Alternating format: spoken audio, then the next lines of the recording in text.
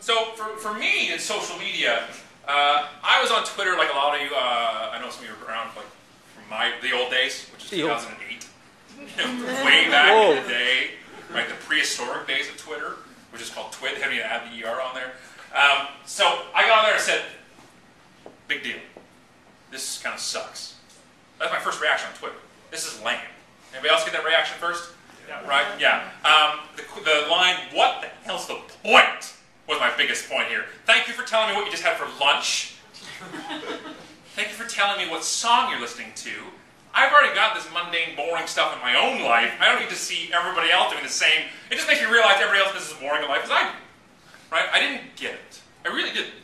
And so I did it casually, because again, if it was about me, I was in for it. So I'm like, yeah, this is me. I'm doing this today. And here's a witty line. Look at me. And I said it casually from April until January 09.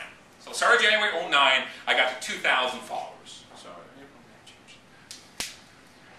I don't know, 8, 9, 10 months, one of those math numbers there.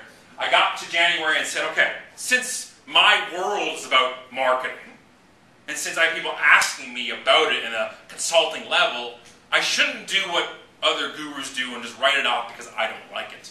Because in social media, remember, it doesn't matter what you think. It doesn't matter if you want to do it. It's happening. It's going on.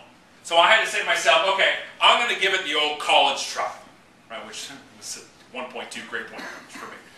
I'm going to give it the old college try and gonna rock Twitter. I'm going to live on Twitter for 30 days.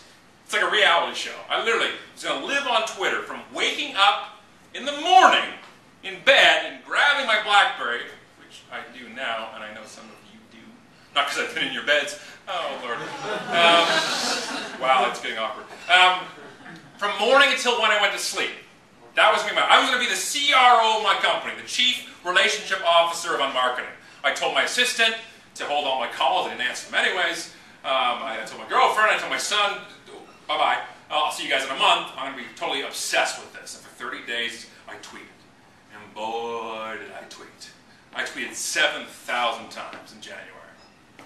7,000 times in January. But here's the deal. I went from 2,000 followers on January 1st to 10,000 by the end of the month.